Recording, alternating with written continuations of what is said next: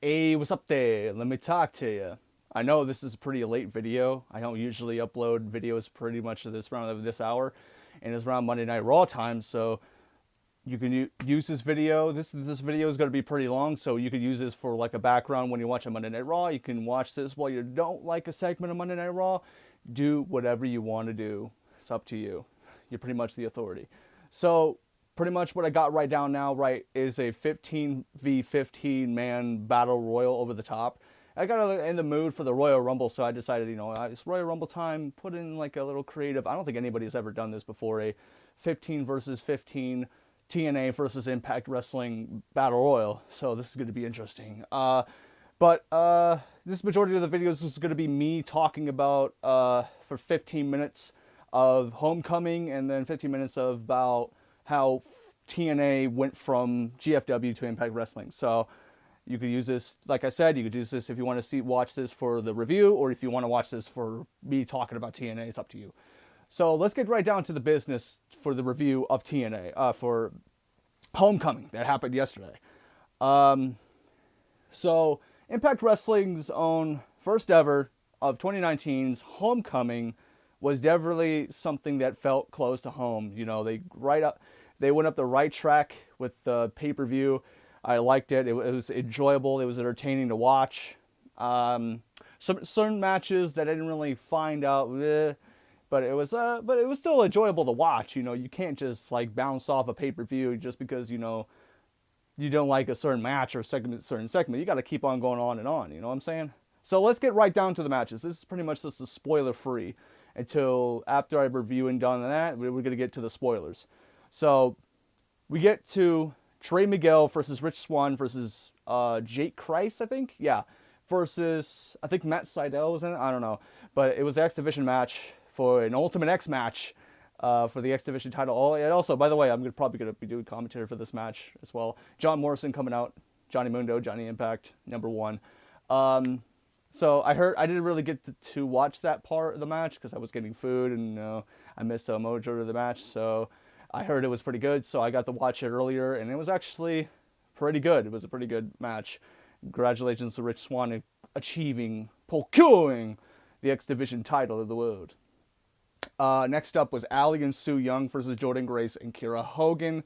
I kind of like the story which is going on around with the whole Allie being possessed and alongside being an ally, no pun intended, with Su Yung after, Rosemary is gone, just move on. So, and then pretty much the match was pretty good, I would say, in my opinion.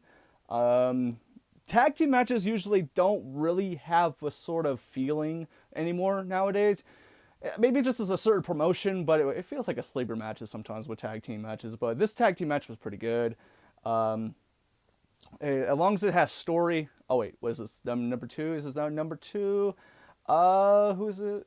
Somebody's coming out. I don't even know. But yeah, Allie and Su Yung won by submission, and yeah, it was. I also like the aftermath of the match. It was a bomb. It was bomb, dude. Oh wait, here we go. Number 2. Who's it? Oh, Eddie Edwards. I was just about to get to that video too. I was just about to get to that match. But beforehand, I think that, yeah, Eddie Edwards versus Moose. Let's talk about that. Eddie Edwards versus Moose in like a no disqualification match. The match was pretty sick. It was pretty good.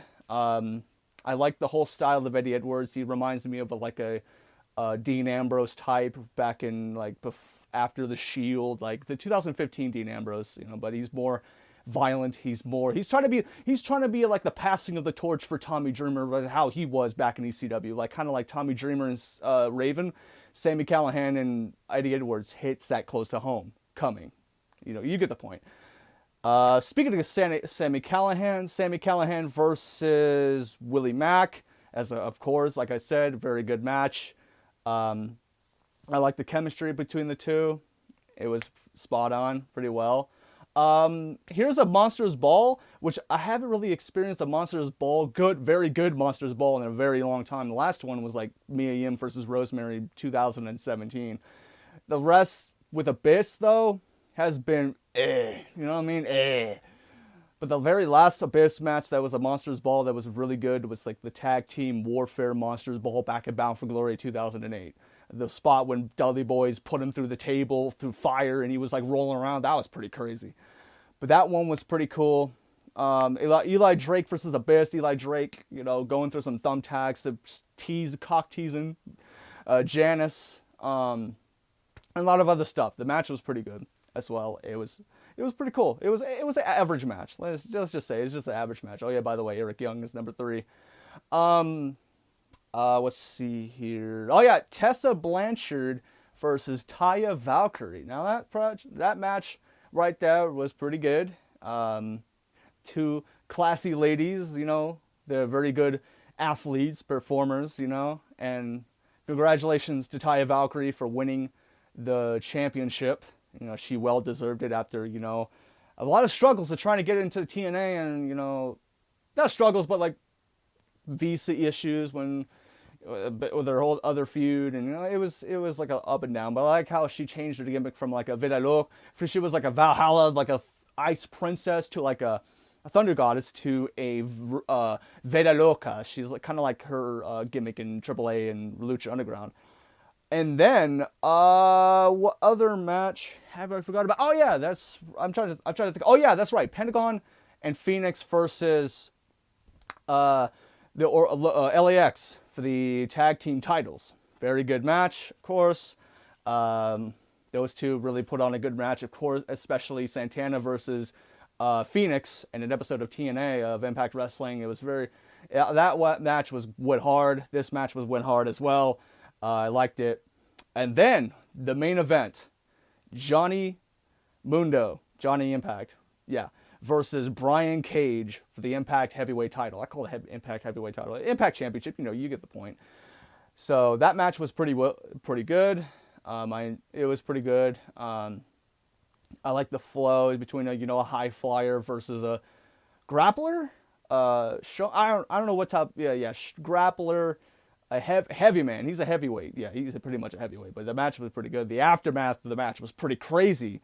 I didn't get to really see that much of it, but I saw that something happened after the match. It was crazy. Oh my gosh! And this is the part where I get into the spoilers. So right now we're gonna get into some spoilers. So bear with us. So first off, X Division title match.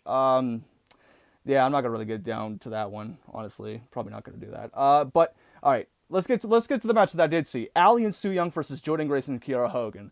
Allie and Su Yung, like I said, the gimmicks are pretty cool. Allie, on the other hand, I'm into dark characters like Undertaker, Kane, and the Ministry, and all that type of stuff. Vampiro. Allie and Su, but the face paint of Allie, Su Young's fucking sick. She's badass, of course. But Allie, she's like, she doesn't really do well when it comes with a character that's evil and maniacal. So they end the match with the Purge, the Mandible Claw, to Kiera Hogan. She's down on the mat. They start beating her down. And then the Druids, right? The Druids come out. The Bridesmaids, I'm sorry. And then, boom! Pops out the Witch Bitch, the Demon Assassin, the return of Rosemary. Oh my gosh.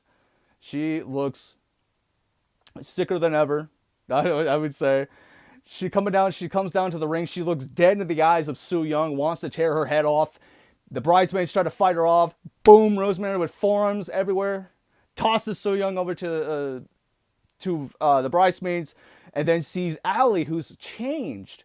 And if you follow up with the stories, is that Rosemary does not like how Allie has been acting like. She does not like how she doesn't listen. She's just trying to do the right things that she thinks that she claims it is.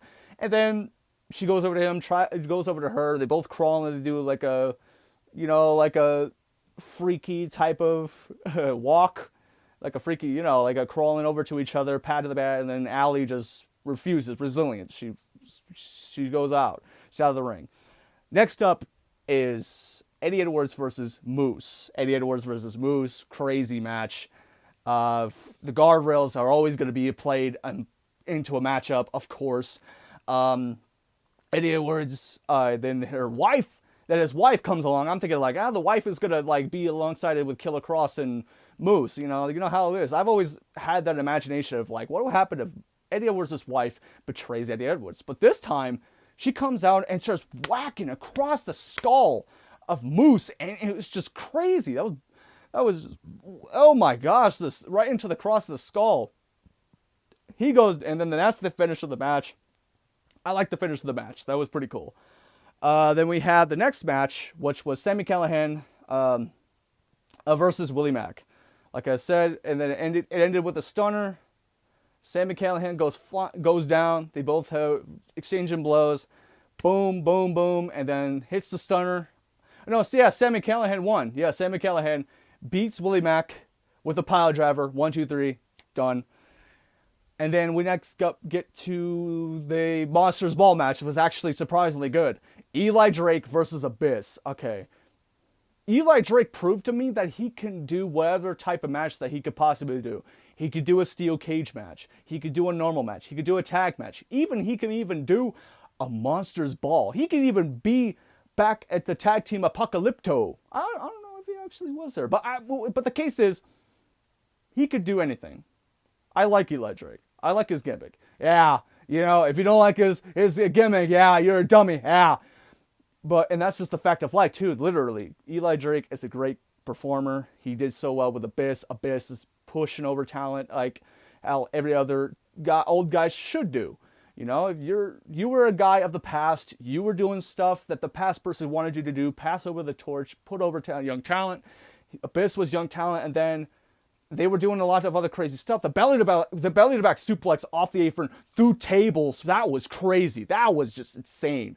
And then other part with Eli Drake coming in, Abyss coming in with his girlfriend, Janice, that we haven't seen in a while. They both cock tease that. Then the thumbtacks comes into play. Eli Drake feels what it's like to be in a hardcore match. It's kind of with the same way with Mick Foley versus Randy Orton in Backlash 2004.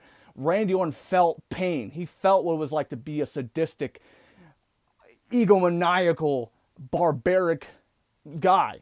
And that's what Mick Foley was. He did things that no normal man could do in a wrestling ring. Not even WWF couldn't do until like 98. Which was crazy. But Abyss versus Eli Drake ended it with it was kind of a weird botch at the end where like he's trying to zip tie him, handcuff him, and all that stuff. And then we get to where they just like, screw it, I'm going to get a paddle and just beat him constantly. And until he rolls over to the thumbtacks and boom. 1, 2, 3, Eli Drake wins against Abyss. He proved his point. I never got what the whole Tommy Dreamer and Raven stick. I never got that. What would they have to do with Eli Drake? I guess they're supposed to be like, it's like the whole thing was, like when Shawn Michaels comes out and like warns you about the Undertaker at WrestleMania, that type of stuff. But I like that Eli Drake got the win and all that stuff. Tag team match, Pentagon and Phoenix versus Santana, Ortiz, LAX for the titles. As, of course, it was really good. Spawn on, like I said before. Tessa Blanchard versus Taya Valkyrie. Gail Kim as a special guest referee for the Impact Knockouts title. I loved it. It's like a face referee. Faces referees are they play much more of a heel background than heels do. Because remember when Chris Jericho did the whole referee? He was pretty fair. I like his shtick. He's like, cartwheel it, and he throws the manager out. This time, she helps Taya Valkyrie win by eat defeat, and then Taya Valkyrie hits the road to Valhalla at 1, 2, 3, and it was done. She becomes the new Knockouts champion. And I like the build. I like the kind of like an underdog story. This kid was kind of like a build. So next up was the main event of the evening: Johnny Impact versus Brian Cage for the Impact Knockouts, the Impact title. Sorry, Impact title. Johnny Cage versus Brian Cage. Like I said, did I say Johnny Cage? I meant Johnny Impact. Sorry. All right, Johnny Impact versus Brian Cage. The match was pretty well. It was good. A bit of like confusion around the end, but then a Starship Pain. I really thought that Brian Cage was his moment. I thought he was going to have his moment of winning the Impact title. That's what I'm missing. That's what I missed with Moose. Moose he's been around for years. He's been around for almost 2 years in TNA or Impact Wrestling. He had all these opportunities they could have gave him when Bobby Lashley was the Impact champion. And they could have done something, but no, they decided to give it Austin Aries, and then like, he had to turn heel. And this is like, screw it, we're just gonna go with that. But then Killer Cross comes after the match. Johnny Impact is retained his belt. Then no, not Killer Cross. Taya Valkyrie comes out. There was a crazy. And then there was a fan interaction around. I don't know. I don't get that. I don't know what's with fans trying to interact with like wrestlers and all that stuff. That's just for cheap pop. Then Taya Valkyrie come in. So basically, Vera Loca. If you don't know, Johnny Impact and Taya Valkyrie are actually are married. They are champions. But then Killer Cross comes out of nowhere. The guy who was given a proposition to yours truly, Johnny Impact, comes out in full of rage. Taya Valkyrie tries to clobbers Johnny Impact, goes behind, and then Taya Valkyrie is brawling with him. They were about to do that. Then they tease that, and then all of a sudden, Killer Cross puts her in a powerbomb position, throws her into the crowd. And that, oh my gosh, that was crazy. I didn't get to see it, but I heard it. I was able to see it finally. By gosh, if WWE or anywhere else, are going to tease, I try to think that men hitting women is bad. Well, it is bad. And women hitting men in a wrestling match is somewhat, I don't know. It's only fit for Joey Ryan, honestly. But that was insane. That was just pretty insane. So that was Impact Homecoming. What a great start to start off the new year of 2019 with a great pay-per-view. They hadn't had a good pay-per-view since Bound for Glory. Or Slammiversary was average. Bound for Glory was okay. It was okay, but needless to say, it was still good. Homecoming was good. If I had to give the final verdict, it would have to be 7 out of 10. 7 or 7.5 out of 10, which is 3.5 out of 5. And let's get down. This is what I was talking about, speaking of earlier, what I was talking about Impact Wrestling. How much it has, no pun intended, impacted over the last 17 years. How it was just TNA at the top. No, it was NWA at the top. The Impact Wrestling, it has been such of a roller coaster for the past 17 years. And it's funny that I mentioned about the keyword roller coaster. This promotion is like a roller coaster. It falls downhill pretty fast, but it picks it back up slowly and slowly. And that's what they've been doing for the past year. Ever since Don Callis and Scott D'Amore came into the business, they realized how much that TNA had needed help. They needed help, especially the talent, especially the management. They are desperate for help. So what do? You get people like Don Callis, you get people like Scott D'Amore, you get rid of all the negativity, all the virus that was spread. Jeff Jarrett. But Jeff Jarrett, though, he wasn't all bad in 2002 when he first started it. When WCW was a dying company and ECW was all dead, there was no other company they had to have. Ring of Honor was around, New Japan was around, but they needed another promotion as well because WWE was dominating at the time. So what did they get? Jeff Jarrett founded NWA. Now, it's kind of specific. It's kind of, fishy, right? NWA was previously ECW, remember? But then it developed into Extreme Championship Wrestling, and then it came into, like, everybody was tuning in for that. Everybody was watching what's going to happen between Tommy Dreamer and Raven. What's going to happen with Sabu and Taz, RVD's, the whole freaking show.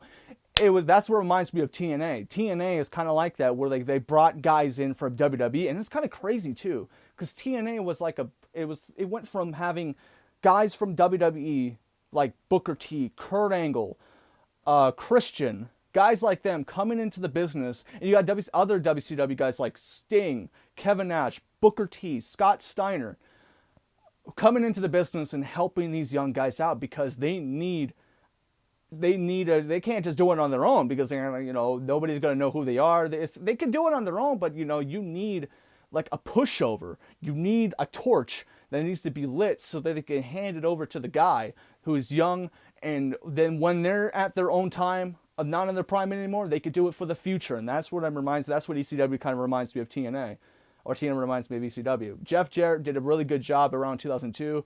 And then it builds stuff up. And it was crazy moments. When they went back to the Asylum, we had moments like Jeff Jarrett Sting rivalries. We had Vince Russo coming in and saying how bad this place is. We had all of these AJ Styles becoming, the first ever. I forgot who was the first ever TNA champion and all that stuff, but I know they had a lot of great talents over there. And then we built it up to TNA because, as a child, my childhood was pretty much WWE. If I ever saw like another thing, it was like, oh, what is this? Like, it was kind of like weird at my time. It was like there was this Kevin Steen. I didn't even know who he was. He was there, and he had like such a paddle. He had like a racket. I was like, what is this stuff? I don't want to watch that. I was like WWE. I was all WWE. But then I came in around the time because my friend gave me this TNA toy. I was like, what's TNA? What is this? And he gives me a toy of this Sting. I think, yeah, Sting. And then it's like, all right, I'm going to check this out. I'm going to check out TNA. And TNA was a fucking cool. It was really cool, actually. And I liked it. And what it was going on. I saw Kurt Angle. I saw Booker T. I saw all these guys that were against these other guys that I didn't even know of. AJ Styles, Samoa Joe, Christopher Daniels, Kazarian. And, and it has such a big influence. It's a really good influence how it was around that era. It was a really good era, but not all promotions are supposed to be, you know what I mean, have all great perfection, you know what I'm saying? But like with the likes of the Hulk Hogan era, when Hulk Hogan came into TNA and Dixie Carter came into TNA, it was going downhill like how a roller coaster would be, with all these storylines, with all these bad intentions that were, it wasn't really good at the time. The storylines, and a lot of storylines are supposed to be good. If you want a great match, you got to build it in with some storyline. You got to mix some chemistry in it. And that's what, most of the promotions copy from WWE. Like, for example, the part, what I'm going to mention, Rosemary versus Su Yung. When Rosemary returned last night, the whole storyline reminded me of the Undertaker versus Kane storyline, because remember when Kane betrayed his brother, put him into the casket, set him on fire. He didn't return until like another month. Rose from the casket until he inflicted revenge. He didn't want to fight him because that was his flesh and blood. But then he burned him. Undertaker rose up and he wanted, you know what? You're done. The monster is going to die. The dead man is going to make another grave for his own brother at WrestleMania. That kind of reminded me of that. But back into the whole storyline. The 868 was kind of cool. But, that was my first time. Around 2013, it was my first time going to TNA.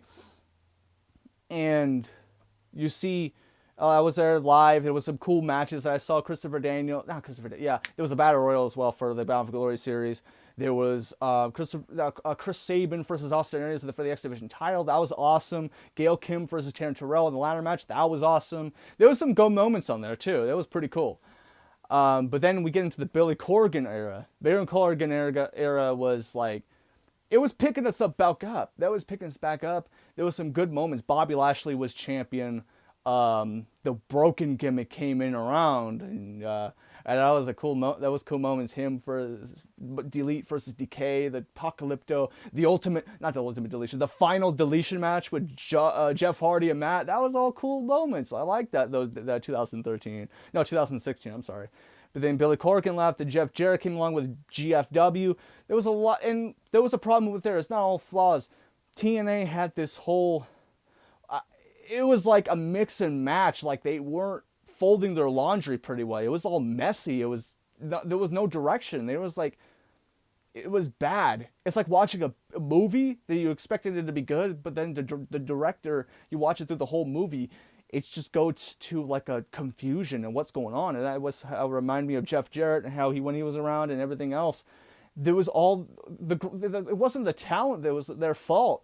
There are a lot of great talents, but the direction, the storylines that was going in, it was just falling downhill, and I decided, I'm not watching it. I stopped watching TNA when they stopped when they were in Spike TV, when they disconnected with it, I just stopped watching. I didn't want to watch it anymore. And I haven't watched I've watched full TNAs, and I was reminding myself, and the last TNA watch was like the whole smoke, when Broken Matt Hardy and Jeff Hardy, when the Hardy Boys left, I was like, I'm not watching it anymore. I'm just done. But then when we get the whole thing, the 6-sided ring was not really well. Then they had the whole it was more GFW than it was at Impact Wrestling.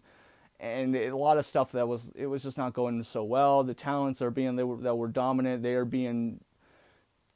were top notch going downhill. Like, here's an example. When it comes to like old stars from TNA, this is what I didn't like.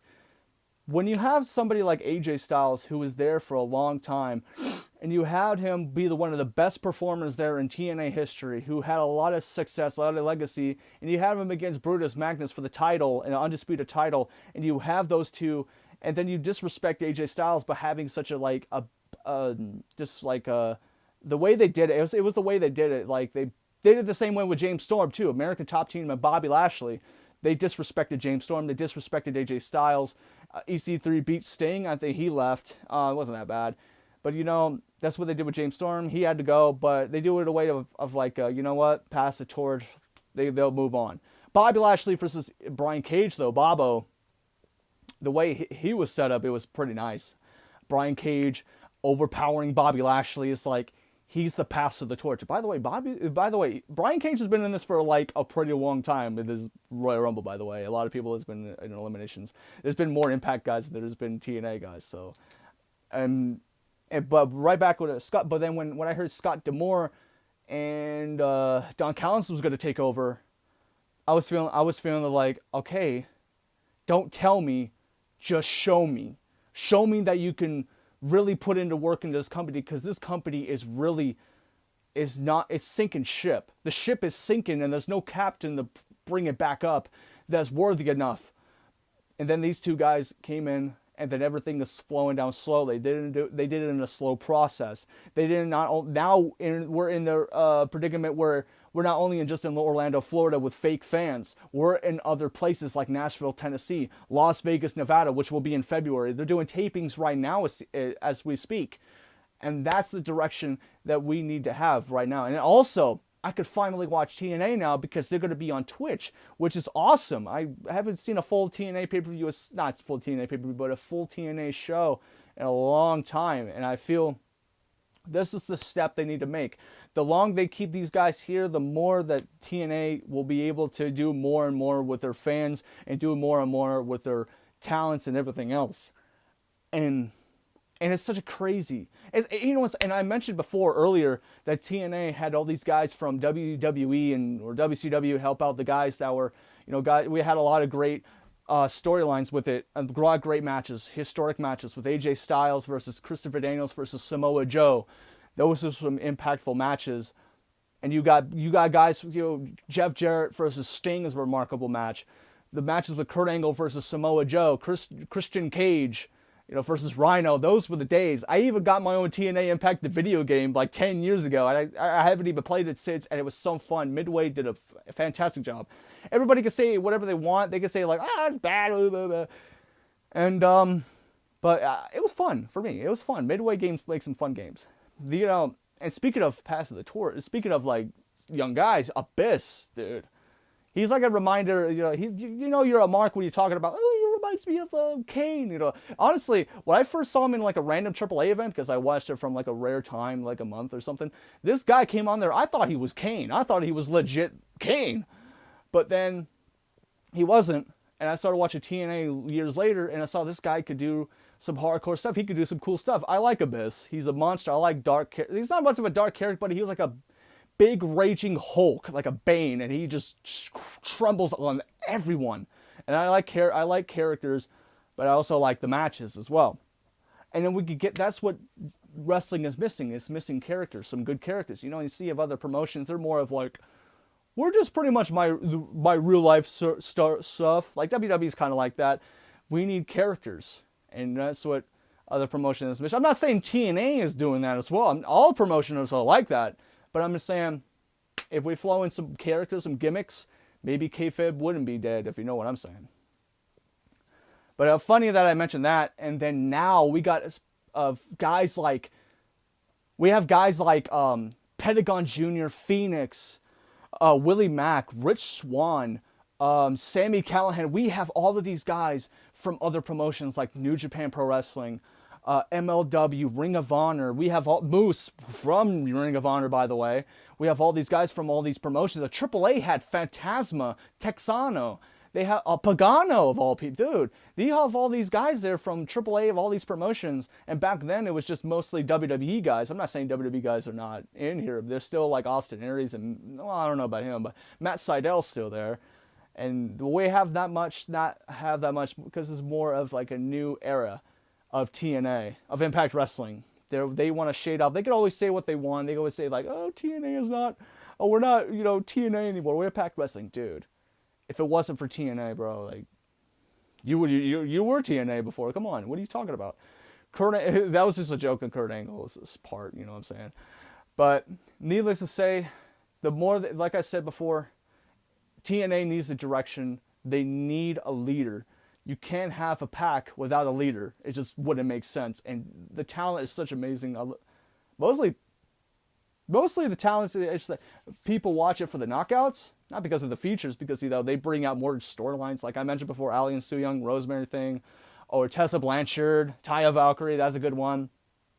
And it's like a shedding of the skin. The snake needs to shed its skin of all the dead cells sometimes, and we get a new era, and then we're gonna see what happens later down the road. 10 years later, we'll never know what was gonna have to see later down the road. And and TNA has impressed me a lot more than it has for 2 years ago.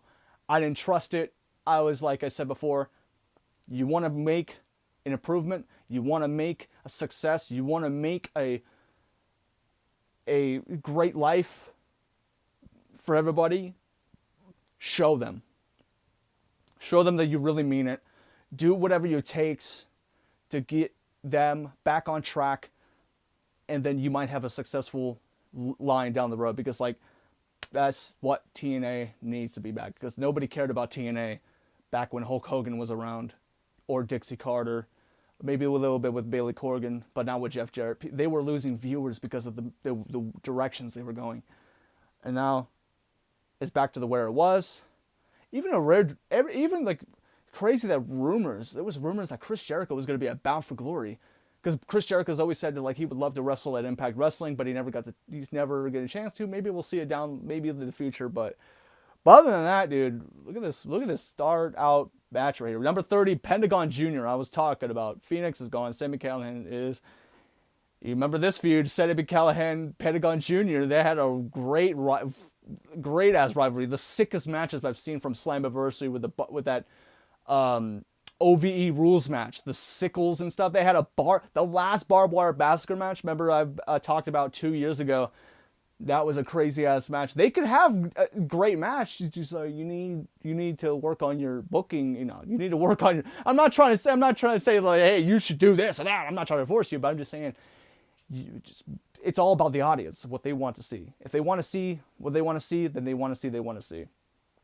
They have some great storylines out there as well. You got Brian Cage, Johnny Impact right now. You have whatever. I don't know what's gonna happen with the Homecoming now. But we know LAX are still longest reigning Impact Tag Team Champions right now. We got all these great storylines. But Pentagon and Sami Callihan was a good one.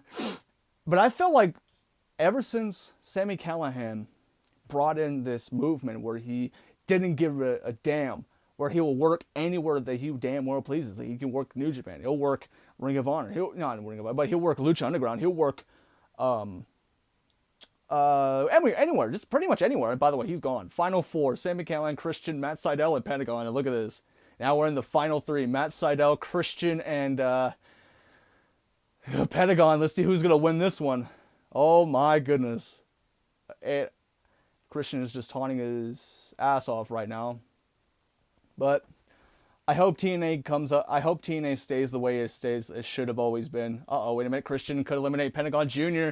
This could be it. Oh my gosh. And what a way for the final two. Former WWE stars in the final two. Who is gonna win this? Is it gonna be TNA? Will they prove to Impact that they can't beat the Classics? Or will Impact prove it is now time for the passing of the torch? And it's kind of funny that Matt Seidel's, it's kind of funny. Matt Seidel, I like his gimmick. I like the whole open your third eye. He's probably trying to be like a guru type, kind of like Brian Kendrick was. What he tried to calm down the monster is like, hey man, not everything has to be violence. And look at that, Matt Sydal throws him over the top rope, and that's it, folks. That's how you end it. That's how you end the video, pretty much. But I hope everything I said was pretty much like I'm not loony or whatever. I hope everything I said brings the sort of like. I hope this is kind of like a more of inspiration. You know, it's like, you know, TNA is going to be on Twitch too. It's going to be awesome, man. I can't wait. TNA is going to finally be on Twitch. Thank you all so much for watching this video as well. We'll see you from later on. I might stream tomorrow, whatever the case is. But thank you all so much. Share this with all your friends and family. Make sure to comment down below, like this video, and subscribe for more. And make sure to follow me on Twitter and Instagram. And I'll see you guys when I see you guys. And yeah, you know the drill. Deuce.